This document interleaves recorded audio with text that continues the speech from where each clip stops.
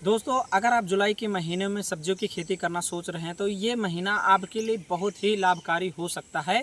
लेकिन आपको कुछ विशेष बातों का ध्यान रखना पड़ेगा, जैसे कि कुछ टाइम पहले की गई खेती, अभी के टाइम जो सब्जियां निकल रही हैं उसका बाज़ार रेट तो खास देखने को नहीं मिल रहा है, क्योंकि जो बाढ़ से प्रभावित क्षेत्र थे वो कहीं ना कहीं अब की बार बाढ़ नहीं आने की वजह से, ज़्यादा बारिश नहीं होने की वजह से जो जल भराव हो जाते थे, फसल नष्ट हो जाते थे, या तालाब की मिट्टी में जो भी फसल लगते थे वो पूरी तरह से नष्ट हो जाते थे, वो इस साल नहीं हो पाया है अभी तक। क्योंकि बारिश ना होने की वजह से पूरे फसल जो भी जितना लगाए थे वो बचा हुआ है और उत्पादन वैसे का वैसे दे रहा है। तो दोस्तों, कहीं ना कहीं आपको इस समय रेट नहीं देखने को मिलेगा। लेकिन अगर आप इस समय ऐसी 4 से 5 सब्जियों की बुवाई करते हो तो निश्चित ही आगे चलकर रेट देगी, क्योंकि मंडियों में हमेशा नई सब्जी की डिमांड रहती है। तो सबसे पहले हम नाम रखेंगे गोभी की फसल की।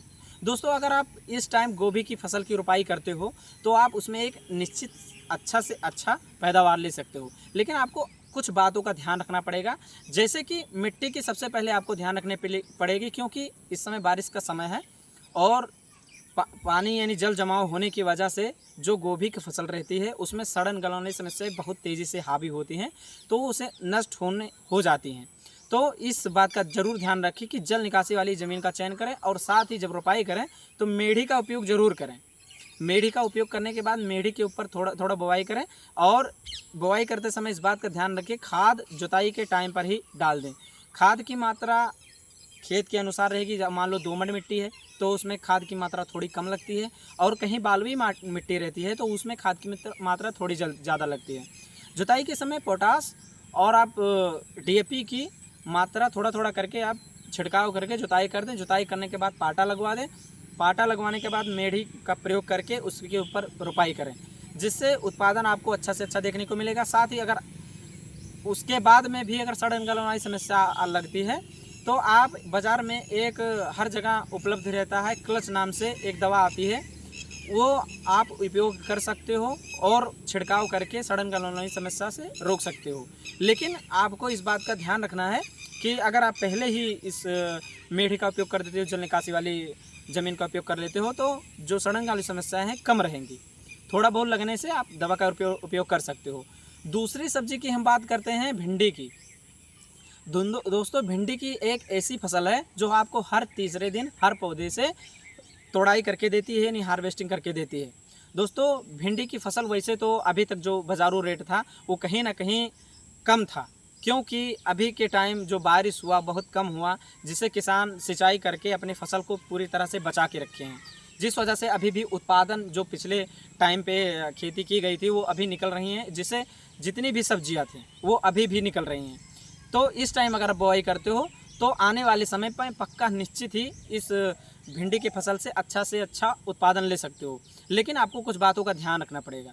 उस टाइम थोड़ा बारिश का भी समय रहेगा, थोड़ी बहुत ठंडी भी पड़ेगी, जिससे थोड़ा ठंड मौसम चाहिए भिंडी की फसल को, जिससे उत्पादन भर भर के मिलता है भिंडी की फसल में। लेकिन आपको इस बात का ध्यान रखना है कि लंबे समय तक उत्पादन लेना है, तो आपको जो भिंडी की फसल है उस खेत की तैयारी की बात करें तो आप दोमट मिट्टी का अगर उपयोग कर सकते हो तो आपके लिए बहुत ही सही रहेगा।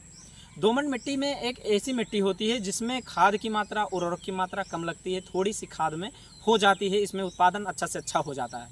वहीं कहीं अगर आप बालुई मिट्टी में इसकी खेती करते हो तो उसमें पोटास और डीएपी की मात्रा डालना ना भूलें, और बरसात के मौसम को देखते हुए जल निकास वाली ज़मीन का ही प्रबंध करें, जिससे जल भराव ना हो और पौधे ना सूखें। साथ ही जो बरसात का मौसम रहता है इसमें घास जो हो जाते हैं फसल में, वो फसल को कहीं ना कहीं बर्बाद करके ही छोड़ते हैं। तो आप इस बात का ज़रूर ध्यान रखें कि घास का निवारण ज़रूर कर लें। मतलब मेरा ये है कि जब भी आप बुआई करें तो दवा का छिड़काव कर दें, जिससे घास पूरी तरह से नष्ट हो जाए। जिस दवा का छिड़काव करें, अगर आप नहीं जानते हैं तो एक मार्केट में दवा अवेलेबल है, पेंडामेथलिन। बुवाई के तुरंत बाद अगर आप 48 घंटे तक इसका स्प्रे कर देते हो तो घास का जमाव बहुत ही कम मात्रा में, मान लो 100 में से 75 से 80 ख़त्म हो जाएंगे। 30% या 25% घास का जमाव लेंगे, जो आप आसानी से निराई गुड़ाई करके उसको नष्ट कर सकते हो।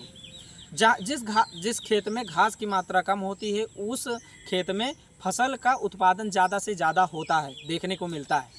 तो इस बात का आप ज़रूर ध्यान रखें। साथ ही ज़्यादा उत्पादन लेने के लिए आपको अच्छे बीज की गुणवत्ता पहचान कर अच्छे बीज का चयन करना है। दोस्तों, जब बीज का चयन करें तो अपने जलवायु के हिसाब से, अपने क्षेत्र के हिसाब से बीज का चयन करें, जिससे अच्छा से अच्छा उत्पादन आपको देखने को मिलेगा। और साथ ही हम तीसरी सब्जी की बात करेंगे। तो तीसरी सब्जी हम रखे हैं लौकी की फसल। दोस्तों, वैसे तो मई जून में लौकी की फसल बहुत ज़्यादा लगाई गई थी, लेकिन कहीं ना कहीं जब आप इस समय लौकी की बुआई करोगे तो उस समय जो अभी तक बोई गई हैं, अभी तक निकल रही हैं जो भी लौकियाँ, अभी भी रेट कम है कहीं ना कहीं लौकी की। तो अभी के टाइम अगर लौकी की बुआई करते हो तो जो अभी के टाइम लौकी हार्वेस्टिंग पे हैं उस टाइम जाके ख़त्म हो जाएंगी, तब आपको लौकी का रेट अच्छा से अच्छा देखने को मिलेगा। कहीं ना कहीं किसान ज़्यादा से ज़्यादा परेशान होकर लौकी की फसल को उजाड़ भी रहे हैं, क्योंकि रेट ही ऐसी है। तो दोस्तों, अगर आप इस टाइम लौकी की बुआई करते हो तो आपको कुछ विशेष बातों का ध्यान रखना पड़ेगा। जैसे कि इस टाइम अगर लौकी की बुआई करते हो तो जो पौधे के बढ़वार रहेंगे, जो बढ़ाव रहेंगे, वो बहुत ही तेज़ रहेंगे, क्योंकि मानसून बहुत ही टेम्परेचर डाउन रहेगा, मतलब मीडियम उसके लायक रहेगा लौकी की फसल के लिए। तो आपको इस बात का ज़रूर ध्यान रखना है कि लौकी की फसल आप कर रहे हो तो जिस भी खेत में कर रहे हो तो जल निकास का प्रबंध ज़रूर करें। और उसमें साथ ही इस बात का ज़रूर ध्यान रखें कि अगर आप जुताई के समय खाद नहीं डाल सकते तो जब हार्वेस्टिंग का समय आए तब उसके जड़ों के किनारे किनारे खाद लगाकर मिट्टी का चढ़ाव कर सकते हैं, पहले बुआई कर सकते हैं। लेकिन आपको इस बात का ध्यान रखना है कि एक निश्चित दूरी रखी जाएगी, वो पूरी तरह से मंडप विधि से करी जाएगी। तो दोस्तों, इस बात का ज़रूर ध्यान रखें कि मंडप एक निश्चित दूरी पे बुआई करके ही बनता है मंडप अच्छी तरह। और इस बात का ज़रूर ध्यान रखें कि बुआई के 8-10 दिन बाद जो घास निकलने लगे, मान लो 1 इंची 2 इंची 6-7 इंची तक होते होते आप उसमें पैराकाट नाम की दवा का स्प्रे करें घास में, जो घास नष्ट हो जाए। शुरू से अगर घास पूरी तरह से खेत में नष्ट रहेंगे तो पौधे का विकास बहुत ही तेज़ होगा और उत्पादन भी आपको अच्छा देखने को मिलेगा, क्योंकि घास एक ऐसी समस्या है जो उत्पादन को लगातार कम कर देती है। वहीं कहीं अगर उत्पादन की बात करें तो आप लौकी की फसल से अच्छा उत्पादन ले सकते हो। दोस्तों, चौथी सब्जी की बात करें तो चौथी सब्जी आप 30 से 35 दिन में हार्वेस्टिंग कर सकते हो, वो है मूली की खेती। दोस्तों, मूली की खेती एक ऐसी खेती है जो कम लागत में ज़्यादा से ज़्यादा प्रॉफिट करके देती है, वो भी 100%। जैसा कि इसमें न ज़्यादा खाद की आवश्यकता पड़ता है, न ज़्यादा पानी की आवश्यकता पड़ती है। बस इस समय आपको इस बात का ध्यान रखना है घास से रख रखाव, और दूसरी बात जो सड़न गलन वाली समस्याएं होती हैं बरसात के दिनों में, उसका ध्यान रखना। दोस्तों, मिट्टी की बात करें तो मिट्टी इसके लिए बालुई बहुत ही उपयुक्त मानी जाती है। दोस्तों, अगर आपके पास बालुई मिट्टी है तो उसमें मूली की बुआई कर दें, जिससे आपको हम 100% बता रहे हैं, उत्पादन भी अच्छा मिलेगा, बाज़ार रेट भी आपको अच्छा मिलेगा। लेकिन आपको कुछ बातों का ध्यान रखना पड़ेगा। बालुई मिट्टी है लेकिन जल निकास वाला होना चाहिए, क्योंकि पानी इकट्ठा ना हो, उसमें भी सड़न गलन वाली समस्याएं लग जाती हैं। तो साथ ही इस बात का ध्यान रखें, और जब बुआई कर रहे हो तो पोटास की मात्रा जो होती है खाद की, उसका छिड़काव जरूर करें खेत के अनुसार, जो कि अपने नज़दीक बीज भंडार पे संपर्क कर सकते हैं। 5 किलो या 8 किलो प्रति बीघा की दर से आप छिड़काव करके, जुताई करके उसमें छिड़काव कर सकते हैं। इसमें भी घास की समस्या कहीं ना कहीं बहुत ही अधिक हो जाती है, तो इसमें बुआई के तुरंत बाद पेंडामेथिलीन नाम की जो दवा आती है मार्केट में, उसका स्प्रे करके घास से पूरा रख रखाव, घास पर नियंत्रण कर सकते हैं। और साथ ही जो मूली की बढ़ाव रहेंगे वो भी ग्रोथ करेंगे। साथ ही इस बात का ज़रूर ध्यान रखें कि 10 दिन पर, जो मूली की बुआई के 10 दिन में सड़न गलन वाली और साथ ही कीटनाशक का उपयोग खेत में ज़रूर करें, क्योंकि इस समय सड़न गलन की समस्याएँ और साथ ही जो पत्तियों को चट कर जाते हैं कीड़े, वो ज़्यादा बहुत ही अधिक लगते हैं, फसल को बर्बाद करने में सक्षम होते हैं। तो इस बात का ज़रूर ध्यान रखें कि कीटनाशक हर 10वें दिन पे स्प्रे करते रहें, जिससे पत्ते भी अच्छे बने रहेंगे और मूली भी अच्छी रहेगी।